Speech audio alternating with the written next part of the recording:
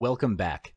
In this video, we'll be focusing on how to scale and manage your business. You'll also be looking at how to gain exceptional levels of income in the long run continuously. Excellent businesses have an edge which allows them to get ahead of the race. This advantage is called timing. Timing is the ability to select the precise moment for doing something for optimum effect. In this case, timing is the ability to gauge how much time you or your team need to get certain things done. You'll come to a stage where your schedule has reached its maximum capacity and you'll need to balance your time between looking for new business versus having quality time with the people who matter to you. For example, if you have a new project which has a very set fixed deadline, how do you manage the allocation of work among your team? Do you simply delegate all of the work using a top-down method? Or do you take a really good look at the work required for the project and instead adjust the work needed and shave off things that don't need to be done? At this stage, you'll have gained some insights on how to generate new leads and manage existing clients. Instead of engaging in a one-man show, a better approach will be to set up a team to execute delivery while you focus on generating sales, marketing, and generating new leads, pitching, and networking. To do that, you need to be working on your business rather than in your business.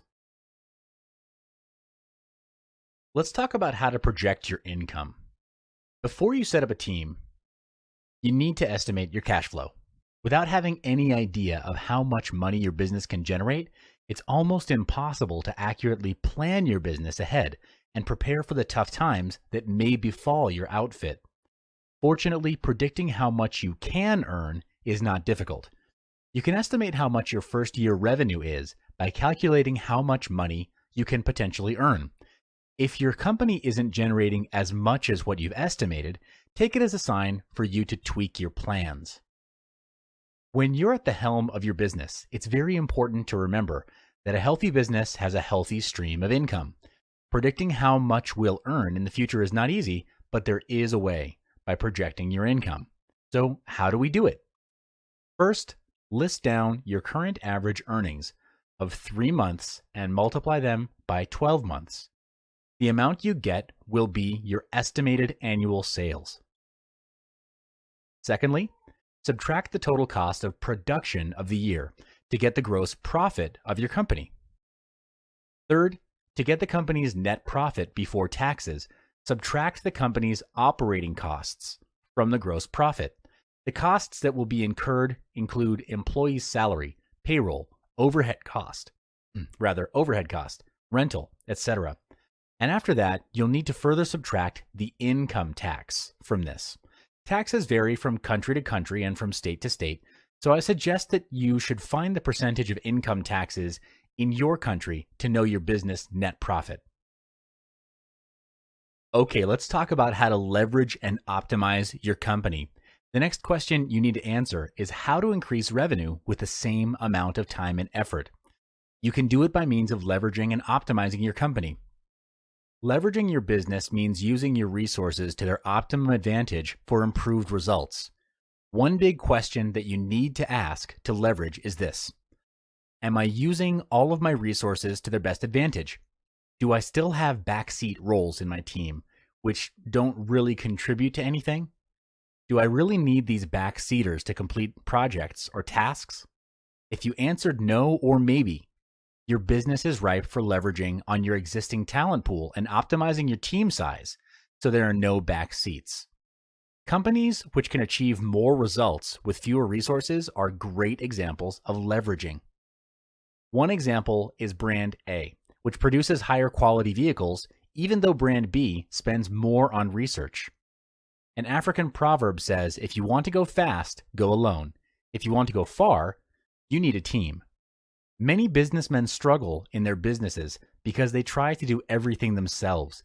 Some result in hating the entire process because they end up performing tasks which are not their field of expertise, such as production or operations. Some end up having to work extra hours unnecessarily. And the irony here is that they build a business with the purpose of having more free time and achieve financial freedom, yet they get swallowed up and chained to the business. What you need here is actually a team which can execute the more operational and technical aspects of the company. This way, you'll have so much more time working on your business, not in it, which includes strategic planning and direction. The SaaS strategy. As mentioned before, one of the perks of having a strong business is that you'll have more free time to focus on the management and directional aspects of your business. For this to happen, you'll have to start considering hiring a talented team of people to take care of the operational, daily, and day-to-day tasks. One of the best strategies you can deploy is the SAS: simplify, automate, and systematize. Simplify. Keep things simple, organized, and straight to the point. Automate. Where tasks can be automated, automate them. Systematize. Build systems, processes, and standards by hiring managers that have knowledge of how to run the system. There are 5 main steps to simplify the business. First, write down in detail all the tasks you need to do on a daily basis. This includes everything from processing payments to product creation and meeting clients. Secondly, divide them into 2 categories: transactional and transformational actions. Transactional tasks are rudimentary and predictable, which include processing salaries, paying bills, rent, etc. Transactional tasks are perfect for automation. For example, sending out emails can be automated by using email services like MailChimp and Aweber. You just need some time to write all the emails, upload them onto the mail service, and set the time to send them. Transformational tasks, on the other hand, bring significant and positive impact to the business. They are the must-haves in the company. For example, business development, staff training, personal development, sales and marketing activities. These are more difficult to automate since different businesses will have very different needs. This also applies to the team behind it. The reason tasks are divided into these categories is so that we have clarity on what to prioritize and what to focus on, what positions to hire, the required job scope of those positions, and the salary that would match that job scope. Thirdly, analyze the list and eliminate redundant tasks, double entry tasks, and simplify the complex ones. To do this, you need to be disciplined and ruthless. The aim is to be efficient and fast. Find a way to automate tasks such as assembly lines or filing. Doing this opens up more time and energy for yourself and for your team to focus on more important tasks. Fourthly, lump the transactional tasks together. Outsource or hire an administrative staffer to take care of it so that you can focus on the transformational tasks. Lastly, hire and retain staff that can perform transformational tasks. The right kind of people can become an asset to your business, so don't be afraid to cut those who are not an asset to the business and not a good fit for the company. Retain the ones who work well together in the team. Again, make sure you minimize backseat roles as much as possible. Getting the right team. In the previous chapters, we've discussed about hiring a team to better handle the tasks that are needed to ensure your business thrives. The right team delivers the best results and will ensure the continuity of your business. But first, what is an ideal team size for your business? It's recommended to start with around 5 to 7 people. A small initial team size is very important so that you can maintain team dynamics at the highest level. Dynamics require a solid context. So unless a solid context is set at the beginning, a team that is too small will only operate on orders and become very transactional and operational. You need to be there physically most of the time to manage such a team, and opinions that matter really won't be voiced by your small team. You don't want that to happen because you want your team to speak their thoughts, debate, and challenge you in healthy ways. It's only through that process that you'll be able to spot and cover gaps in the business and ultimately do better. A yes person who says yes to everything, well, that kind of person is definitely a no-no on a team that's going to grow. Keep a healthy balance between operational staff, creative staff, and managers or supervisors in the team you hire. A good setup would be 2 managers or supervisors to every 3 staff. This is to keep the system running smoothly and maintain an optimal standards level. And again, keep in mind that you need to minimize the backseat roles in your business. So your staffers, they're not passive, but they're not managers either. Be clear on who you want and what positions you want to fill. You may do this from the list of tasks that you did earlier on. This will allow you more free time to start thinking on a higher level and work on your business, not in it. So, do you want to hire a full-time staff, or do you want to only pick up contractual staff that only serve for certain projects? The answer really depends on you, whether you want a full-time or contractual staff.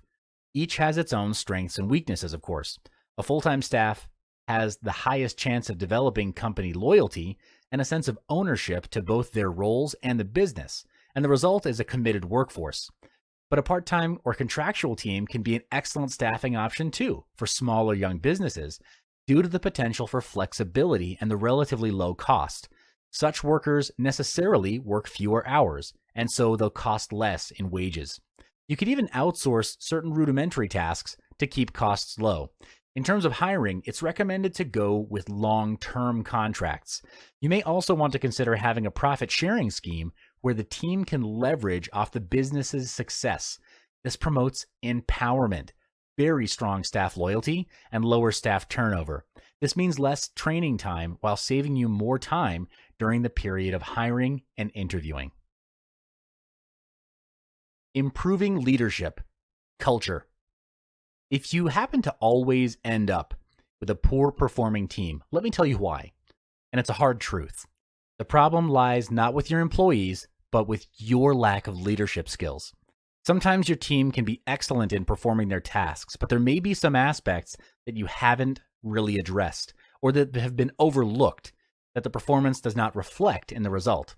If you're facing this problem, there are 3 key points in managing and building an A team. The first one is creating culture. Culture is important as it sets the context and tone of the company. It governs mindsets, attitudes, and behaviors, which ultimately influence your sales and profits. If the company runs on a low energy level and your employees rarely converse with one another, what do you think the result would be? Well, definitely the result of the work becomes mediocre over time. To cultivate a high-performance work culture, you need to set rules, often referred to as a code of honor. You can do this by gathering the team and listing down the desired attributes, attitudes, behaviors, and results that would require the team to practice excellence and achieve your company's goals. The code itself is a list of guidelines that helps the team perform well under an effective leadership. Examples of the code of honor items are playing 100%, never leaving a teammate behind, always expressing gratitude, or always learning, to suggest a few. Filter out the unnecessary ones and then boil it down to a list of about 8 to 10 rules. Put them into practice and uphold them to the highest level to set the team into high performance gear. An example of a rule that I personally live by, rule number 1, commit to learning and personal development every day. On improving leadership, let's talk about learning and development. The second key point is to learn and develop. If the team is not learning and growing, then really they're dying. Therefore, your team needs to constantly sharpen their saw. There are always businesses out there who work harder, smarter, and quicker than your team. It's just a reality. And if there's no growth in learning or developing current talents, that is, surely one day your competitors will close the gap and surpass you. This also means death to your business. If you're not learning, you're dying. Stay ahead of your competitors by structuring learning and development activities for your team. The reason is these activities help them to be very efficient and effective in problem solving, time management, and prioritization. There are lots of activities that you can do for your team to help their growth. The first is apprenticeship. This means sending your team over to other organizations to learn from them. This can be a very useful and effective way to eventually develop a new skill. Second is career counseling. This is where your team members discuss with their supervisor a career plan and develop that career plan to identify areas for improvement or advancement and how those areas can be addressed and also when. Coaching includes working one-on-one with the learner to conduct a needs assessment, set major goals to accomplish, develop an action plan, and support the learner to accomplish that plan. The team member drives these activities, and the coach provides continuing feedback and support. Continuing professional development is very beneficial so that your team stays up to date in the views and practices necessary to lead and manage in today's organizations. There are an increasing number of universities, colleges, and training centers associating continuing education credits or continuing education units with their courses and workshops. So why not leverage those? Sometimes your team doesn't have the proper technique to learn and retain new things. Organizations and other environments are changing rapidly. Therefore, it's extremely important to continually be aware of those changes and to be reflecting on them and learning from them as well. Basically, with continuous learning, you help your team to learn and how to learn. Courses and seminars are great platforms for the learning and development of new knowledge or skills on your team. Courses with hands-on experience are even better since it'll help your team apply what they have just learned, making the lessons even more effective. Another great way to encourage self-learning for your team is to provide them with opportunities to give presentations. For example, have a 15-minute presentation on a topic that adds value to your team and specifically what you're working on. Let's say there are 7 people on your team. That would be a total of 105 minutes of presentation every time you do this meeting. And if you do it every month, then annually, it would add up to 84 topics and 21 hours of learning. Okay, we've talked a lot about improving leadership. Let's do a quick debrief. The third key point is for you to do a debrief or a post-mortem after each successfully completed project. Debriefing is the most powerful learning tool to recap everything that you've learned. Debriefing is done by evaluating a recent project. Key areas to look into are reflections of what has been done, insights with the aim of that project towards the future, linking the challenge with the actions and how similar projects can be done more effectively in the future. Debriefs are important after your projects to identify gaps and insights as preparation for future projects. So in this stage, it's essential that your project team prepare a list of gaps during the project. There are 2 ways that you can go about this.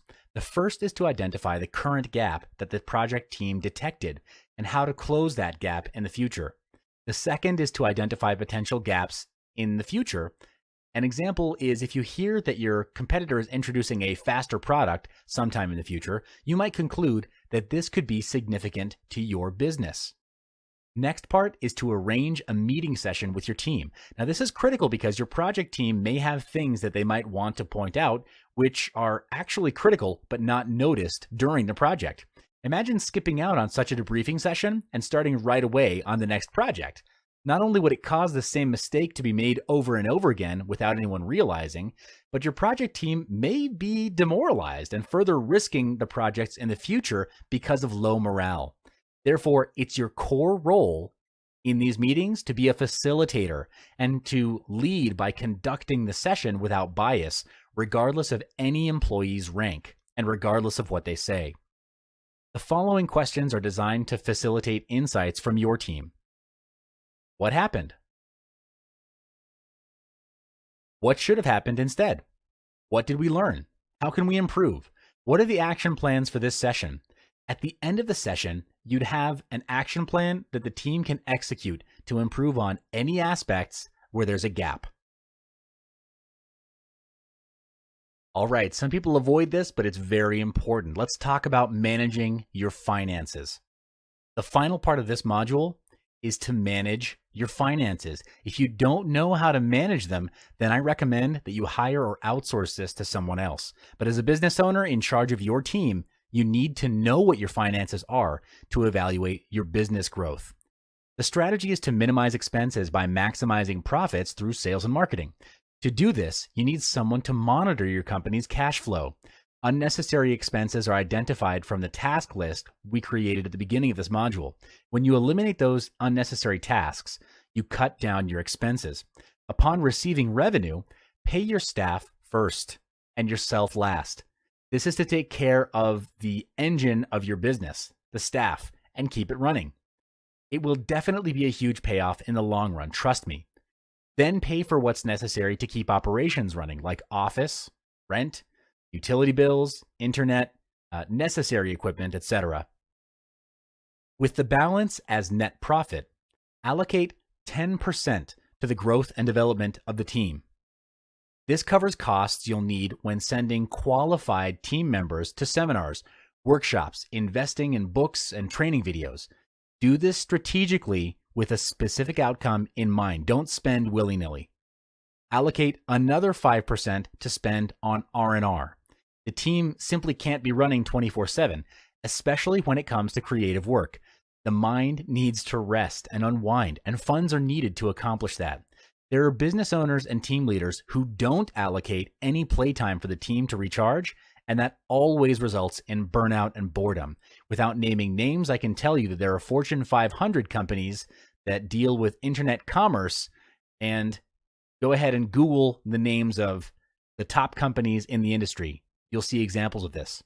But when fund allocation is done in percentage versus value, the team is empowered, feels the sense of ownership for their work, and can contribute more actively in the company. All that needs to be done now is to increase productivity and marketing of the company. More revenue equals more profit. More profit equals more funds for learning, profit sharing, and R&R. When your business growth expands, hire a sales and marketing team to bring in sales for the company. Do high tickets to attract more profitable business projects instead of small projects with less profit. An example of a high ticket would be a 3 to 4 day coaching program to help your clients expand their businesses using your sales and marketing knowledge. Allocate 10% of your net profit into researching new business opportunities in the market, studying about the future market trend, and expanding your current business. And allocate another 20% into building a new company using the same kind of strategies and tactics. Doing this will potentially double, triple, or even quadruple your income. I know it sounds incredible, but it's true. In summary, these tactics have worked for me and have allowed me to build a 7-figure business. These tactics and moves are from my experience. Your goal is to replicate this success by copying and pasting it into your business. You don't have to think. Again, don't reinvent the wheel. Just copy my business. The quickest way to achieve success is to model off of someone who's already there.